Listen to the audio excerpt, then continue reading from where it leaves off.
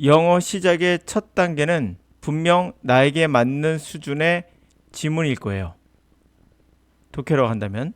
듣기라고 한다면은 리스닝에 해당하는 동화책이나 또는 뭐 쉬운 이야기 정도, 또는 아동에 관련된 이런 것을 아마 생각하실 가능성이 높죠. 여러분들의 수준이 어떠냐에 따라서 달라진다고 여러분들 생각하지만, 예를 들어서 내가 기초가 부족하면은 나는 쉬운 지문으로 쉬운 리스닝 같은 아동 동화 같은 책으로 시작을 하겠다라고 생각할 가능성이 높아요. 또 기초가 부족하다고 생각하신 분들은 중학교 1학년이나 초등학교 뭐 3학년, 6학년들이 볼 만한 그런 지문을 보고 이제 내가 시작한다고 생각할 수도 있어요. 그러나 이것은 잘못된 접근법이에요. 이 방법은 실패할 수밖에 없습니다. 자, 그 이유는 영어를 공부하겠다라는 욕구가 있는 분들은 기본적으로 지적 뭔가 욕구가 있는 분들이에요. 영어를 배우고자 하는 욕구 자체가 지적 요구가 강한 분들에게 나타나는 현상이기 때문에 지적 욕구가 없는 분들은 상관없지만 지적 욕구가 있는 분들은 동화책을 보면서 흥미를 느낄 수 없어요. 그리고 아동에 관련된 그러한 영어를 보시면서 흥미를 느낄 수도 없겠죠. 이 지적 욕구가 채워지지 않는 이상 어떤 경우도 이 영어 공부는 효율성이 저하될 수밖에 없고 더 이상 지속할 수 없어요. 기본적으로 여러분들에게 쉬운 영어로 접근하는 강사들이 많죠. 그 방법이 사실 잘못된 거예요. 그러나 여러분들은 그것이 가장 이성적이라고 생각하죠. 그러나 인간은 이성만 갖고 움직이진 않아요. 가장 강력한 무기는 바로 여러분들의 감정 또는 감성 그리고 욕구예요. 우리의 욕구라는 건 이성적인 욕구가 있고 감정적 욕구도 있겠죠. 영어라는 것은 어찌 보면 감정적인 욕구와 함께 이성적인 욕구가 합쳐져 있는 것일 수도 있어요. 그런데 우리는 이것을 다 무시하고 단계만 생각하죠. 기초 쌓아 올린다고 생각하다 보니 여기서부터 시작하는 오류를 범할 수가 있어요. 기본적으로 초등학교를 졸업한 분이라면 적어도 어느 정도 중학교 이상의 학력 갖고 있는 분이라면 고등학교 1학년만 돼도 지적 욕구는 굉장히 있는 상태. 웬만한 지문들은 다 해석할 수 있어요. 그러나 여러분들이 생각하기에는 문제가 지문이 쉬우면 그래도 영어를 접근할 수 있고 지문이 어려우면 내가 접근할 수 없을 것 같다는 착각을 하고 계세요. 예를 들어서 우리가 리스닝을 한다면 아무리 여러분들이 영어를 공부하겠다는 욕구는 굉장히 강할지라도 아동이 보는 텔레토비 같은 걸 보면서 영어로 나온다 가정했을 때 아기 상어 같은 노래를 들으면서 흥분할 일은 전혀 없어요. 그러므로 리스닝 같은 것도 이런 걸 보시면 안 되고 여러분이 원하는 거를 바로 보셔야 돼요. 예를 들면 나는 다큐를 좋아하면 다큐를 반드시, 나는 토론을 좋아하면 토론을 반드시, 나는 강의를 좋아하면 강의를, 이런 형식으로 여러분들이 원하는 것을 찾아 들어야 됩니다. 물론 처음에는 어려울 수 있겠죠. 그러나 그것은 커다란 문제가 되지 않아요. 여러분들은 이미 지적 욕구가 있는 분이기 때문에 그래요. 지적 욕구가 없는 분들이라면 절대 영어로 공부하지 않아요. 그러므로 쉬운 지문을 시작하라는 이 영어 강사들의 그런 어찌 보면은 순박하면서도 지나치게 순박한 이러한 어드바이스는 결코 여러분들을 성공시킬 수 없어요. 예를 들어서 자, 그러면 독해는 어떻게 할 것인가? 자, 지금 나오는 지문 보이시죠? 이 지문이 갖고 있는 뭔가 여러분들 읽고 싶은 욕구를 느낄 거예요. 그러나 어떤 경우도 동화책을 보면서 욕구를 느끼지는 못해요. 그러므로 이 지문을 읽을 수 있느냐 그러면 당연히 처음엔 어려울 수 있겠죠. 그러나 제가 하는 방법으로 하루 만에 되는 분들도 있고요. 안 된다 하더라도 시간이 좀 걸린다 하더라도 빠르게 가능이 좋아질 수 있어요. 첫 번째는 그 이유 중에 하나가 여러분들이 아무리 단어를 모르는 기초가 전혀 부족한 분이라 하더라도 이는 알아요. 뭐뭐 안에 있다 뜻이죠. 그리고 위도 알고 how도 알고 in도 알아요. has도 알아요. world도 알아요. never ending이란 말도 알아요. 팩트란 말도 알고 데이터도 알아요. 인포메이션 아마 아실 겁니다. 그리고 이렇게 여러분들은 베이스, 기초라는 것도 알고 오고요. 슬로우도 알아요. 생각보다 많은 단어를 알고 있는데 여러분들 스스로 그것을 활용 못하는 거예요. 이유는 독해를 한 것이 아니라 여러분들은 피해갔기 때문이에요.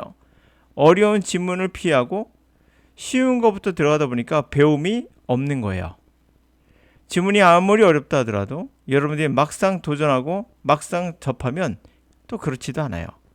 100% 해석해야 된다고 말할 수는 없지만 그래도 70% 이상은 반드시 해석이 돼요. 이유는 보셨다시피 단어를 적어도 60%에서 아무리 몰라도 60% 이상을 알고 있거든요. 이 전체 지문을 깔끔하게 해석하는 게 목표겠지만 처음에는 안 될 수 있어요. 그러나 절대 50% 이하로 해석된다는 것도 말이 안 되는 거예요. 그 말은 내가 영어를 잘못 공부했다라고 생각하시면 돼요. 여러분들의 옆에 있는 영어 강사가 어떤 말 하더라도 어떤 경우도 여러분들은 지적 욕구가 있는 분으로서 동화책이나 보면서 흥미를 느낄 수 없으며 그리고 리스닝도 아동 영어나 이런 거 들으면서 흥미를 느낄 수 없고 어떤 지문을 반복적으로 발음하면서 재밌어 할 리도 없어요. 독해와 리스닝은 반드시 여러분의 수준에 맞는 걸 고르세요. 그 수준은 단어 수준이 아니에요. 바로 여러분들이 알고 싶어 하는 수준. 나는 철학을 좋아한다. 나는 과학을 좋아한다. 이러한 수준을 얘기하는 거예요. 우리말로 들었을 때 수준입니다. 그게 곧 여러분들의 지적 수준이에요. 나는 visual language, 난 디자이너에 대한 관심이 있어. 그러면 읽어야겠죠. 디자인에 관심이 없다 하더라도 때는 읽어주는 건 좋습니다. 어차피 단어가 서로 겹치거든요. 미술사가 있다면은 미술은 반드시 과학과 연결이 없는 것 같지만 연결이 될 수도 있고 어느 분야든 간에 문화라는 건 연결될 수가 있어요. 지금 나와 있는 것은 디자이너에 관한 이야기인데 팩트란 단어나 데이터 같은 용어가 나오기 시작합니다. 이것만 보더라도 이제는 단순하게 홀로 존재하는 섬 같은 곳은 없구나를 알 수가 있어요. 그러므로 데이터, 텍스트가 나오면 무조건 읽으세요. 그러나 어떤 경우도 쉬운 중학교 1학년 수준의 또는 중학교 2, 3학년 수준의 지문을 보시면서 내가 영어 공부했다 하고 그 결과가 좋을 거라고 착각하지 마세요. 여러분들은 기초만 하다가 결국엔 기초로 끝납니다. 다시 말하면 포기한다는 얘기예요. 제가 봤던 학생들 중에는 무작정 도전했던 학생들이 오히려 성공률이 더 높았다는 거. 그것만 알고 같이 한번 읽어보도록 하죠. 지문은 나올 때마다 읽으셔야 됩니다. 제가 모든 강의에 지문을 하나씩 넣는 이유는 내가 지금까지 말한 것은 영어 강의가 아니에요. 영어 강의가 아니라 가이드죠.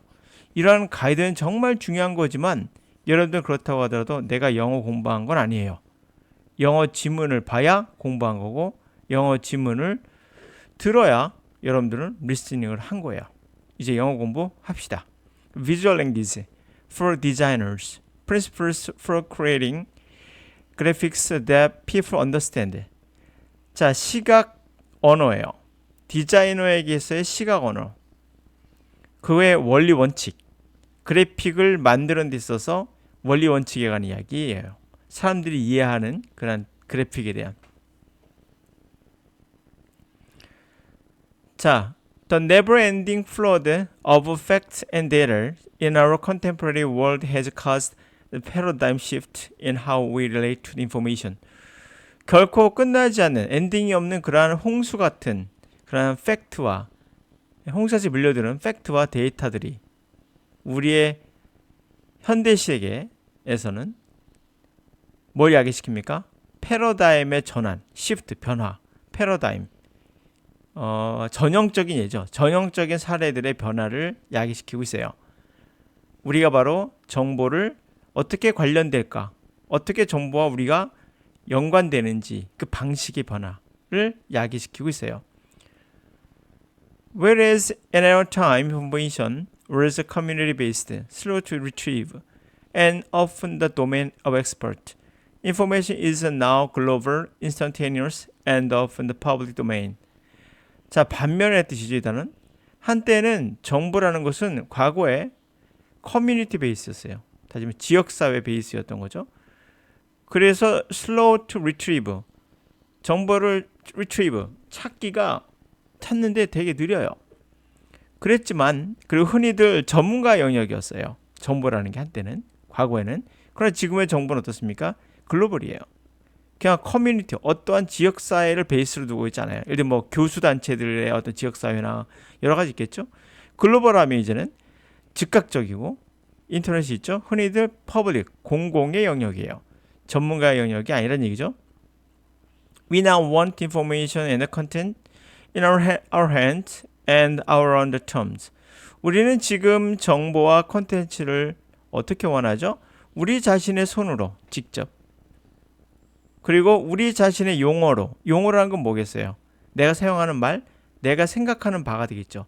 나의 자신의 생각대로, 내 자신의 손으로 정보를 얻고 싶어 한다는 거예요. 콘텐츠를. In our hands, in our own terms. 이거를 수거로 생각하시면 안 돼요. hand는 핸드고 term은 그냥 용어예요. 여러분이 사용하는 용어, 그게 바로 여러분들의 생각이고 여러분이 뭔가를 표출하거나 하는 방식이죠. 노동자는 노동자의 말이 있고 전문가는 전문가의 말, 과학자는 과학자의 말이 있죠. 결국 term이라는 단어는 그 사람이 생각하는 방식이에요. 우리 자신의 용어로, 우리 자신의 손으로 정보를, 컨텐츠를 원한다는 거죠. We maintain underlying belief that it is a fundamental right to have access to well-structured, organized information.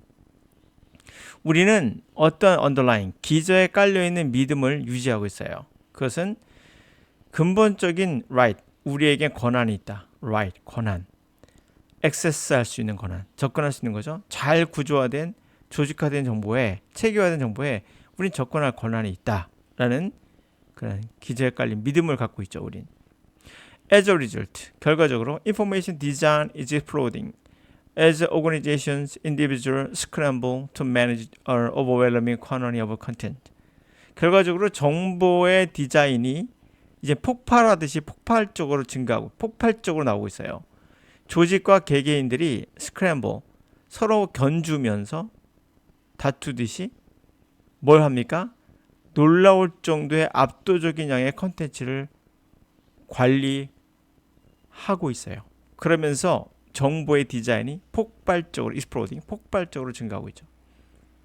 폭발적으로 나오고 있죠. 조직과 개개인들이 스크램블이란 말은 서로 막 몸을 밀쳐가면서 막 싸우는 거예요. 그걸 연상하시면 돼요. 조직과 개개인들이 서로 밀치면서 경쟁하듯이 매니지, 관리한다는 거죠. 오버웰리밍, 압도적인 퀀터티, 양의 컨텐츠를 관리하니까 이제 정보의 디자인이 엄청나게 폭발하듯이 그렇게 막 나오고 있는 거죠. Understanding the most effective ways to inform is now the principal concern. 가장 효과적인 방법을 이해한다는 것, 정보를 알리는데 효과적인 방법을 안다는 게 주요한 컨선, 관심사항이에요. 지금은. According to Professor Information Design Dino Karabek, informing can make the difference between the technologically advanced culture, which wanders aimlessly and often destructively, and the culture with vision and direction. 뭐에 따르면 바로 정보 디자인의 교수인 디너 캐러백에 따르면 정보를 제공한다는 것은 차이를 만들어낼 수 있다는 거예요. 바로 뭐 사이에? 기술적으로 발전된 문화. 근데 배회하고 있어요. 목적 없이 배회하고 흔히 파괴적인데 그러한 사회와 문화와 그리고 어떤 문화, 비전과 방향을 가진 문화 사이에 뚜렷한 구별을 만들어내고 있는 것은 바로 뭐다? 인포메이션, 정보 제공이라는 거죠. 자, 이렇게 해서 여러분들은 또 독해를 한번 해본 거예요. 그러나 독해만 하는 것은 아니에요. 여러분 독해를 하면서 반드시 리스닝도 어느 정도 영향을 미친다고 했다는 걸 잊지 마셔야 돼요. 그러므로 내가 리스닝을 하신 분들은 독해를 해주는 게 좋아요. 그를 통해서 우리가 리스닝 공부가 안 되는 것 같지만 물론 리스닝은 들어야 됩니다. 그러나 이해하는 것은 또 다른, 다시 말하면 듣고 이해하는 것은 또 다른 영역이기 때문에 소리만 듣는 건 아니죠. 소리를 듣고 그것을 이해할 수 있느냐는 또 다른 영역이라고 했죠. 그게 독해를 통해서 향상될 수 있기 때문에 물론 듣기는 반드시 하셔야 됩니다. 영어 공부하시는 분들이 리스닝을 안 하시면 다시 말하면 가장 중요한 즐거움을 하나 버리는 것 같아요. 스케이트를 사는데 스케이트를 열심히 했는데 빙상에 나가서 해보지 않으면 그 즐거움을 알 수가 없잖아요. 모든 도구에는 목적이 있는 거죠. 독해의 목적도 있지만 본래 목적이 리스닝이라는 그 목적도 있다고 해도 과언이 아닙니다. 독해는 리스닝을 위해 존재한다 해도 과언은 아니에요. 자, 이제 오늘의 시간은 그거였어요. 나에게 적절한 수준의 영어는 무엇인가 선택할 때 어떤 경우도 쉬운 영어를 선택하지 마라. 지적인 욕구가 나오는 그러한 지문을 선택하고 그리고 그러한 리스닝을 들어라. 이게 가장 중요한 전문가의 어드바이스예요. 그냥 영어만 잘한다고 해서 외국 갔다 왔다고 해서 여러분들에게 적절한 것이 무엇인지를 선택할 수 있는 그런 지적인 뭐가 없어요. 그분들은 그냥 자기가 외국 갔다 와서 영어를 할 뿐이고 저 같은 뭐랄까요, 교육 전문가라고 할까요? 교육 전문가들 사이에도 차이가 있어요. 질적인 차이가. 그러나 저 같은 교육 전문가의 어떠한 어드바이스는 어떤 경우도 제가 봤던 학생들은 지문이 쉬운 지문을 하면서 자기가 어떤 욕구를 느낀 적이 없어요. 하다가 포기합니다. 반드시 어려운 지문에 거기서 얻는 욕구는 지적 욕구는 반드시 해결해 주기 때문에 여러분들은 쉬운 지문 하지 마셔라. 그게 여러분들의 적절한 수준이다. 여러분의 적절한 수준은 뭐다? 내가 알고 싶어하는 것이다. 라고 하면 됩니다. 오늘 여기까지.